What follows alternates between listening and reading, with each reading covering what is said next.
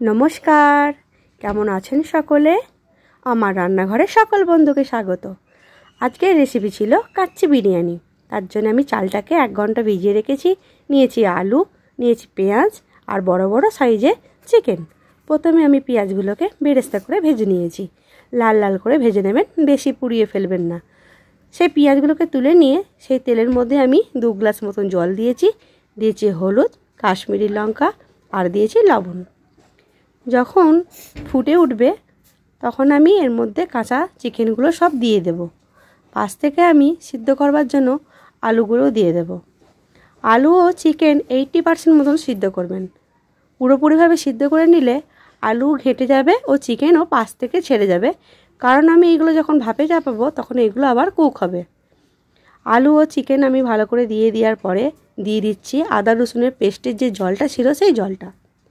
Chicken आलू आलादा आलादा করে তুলে নিয়েছি।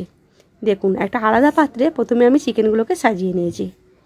চিকেন ও আলু সিদ্ধ করা যে জলটা ছিল সেই জলটার মধ্যে আমি কিছু মশলা মেশাবো। নিয়েছি টক দই, গরম মশলা, বিরিয়ানির মশলা, মিঠা আতর, গোলাপ জল, কেওড়ার জল। এইটার মধ্যে আমি প্রথমে দিয়ে দিলাম মিঠা আতর, কেওড়ার জল, বিরিয়ানি মশলা, গরম মশলা আর বেশ কিছুটা টক দই। মিশ্রণটাকে ভালোভাবে নাড়িয়ে চাড়িয়ে নেবেন যাতে না ডালা বেঁধে যায়। এই সমস্ত মিশ্রণটাই আমি দিয়ে দেব চিকেনটার উপর। দেখবেন চিকেনটা হাফ ডুবো ডুবো হবে, এরকম টাইপের আপনারা জল দেবেন। দিয়ে দিয়েছি আলুগুলো আর ওপর থেকে বেরেস্তা কিছু দিয়ে দিয়েছি। ভাতটা আমি এখানে রেডি করে নিচ্ছি।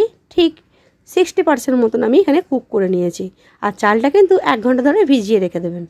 এই অবস্থায় আমি চালটাকে ছেঁকে চিকেন ও আলুর মধ্যে সমস্ত ভাতগুলো আমি দিয়ে দিয়েছি। আর যখন ভাতটা আপনি সিদ্ধ করবেন তার মধ্যে লবণ দিয়ে দেবেন। যে মাংস আলু সিদ্ধ করেছিলাম তার জুসটা একটু ওপর থেকে তুলে নিয়েছিলাম, দেখতে ভালো লাগবে তার জন্য আমি দিয়েছি। আর দিয়েছি ওপর থেকে বেরেস্তা কিছুটা।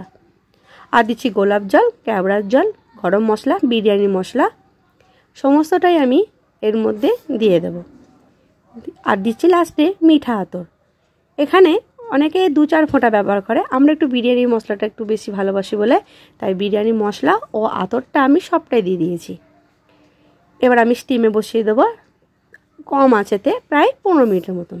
ঢাকা খুলে দেখছি, দেখুন ভাতগুলো কীরকম কদম ফুলের মতন ওপর দিকে হয়ে গেছে। তার মানে আপনাদেরকে বুঝতে হবে যে আমাদের বিরিয়ানি একদম রেডি। যা দারুণ সেন্ট বেরিয়েছে কি বলবো বন্ধুরা।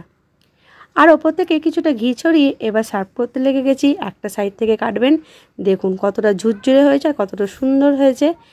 অবশ্যই এরকম একবার বানিয়ে দেখবেন আর অবশ্যই কিন্তু কমেন্টে জানাবেন রেসিপিটা কীরকম হলো। ভালো লাগলে একটা লাইক করে দেবেন, চ্যানেলটাকে সাবস্ক্রাইব করে দেবেন।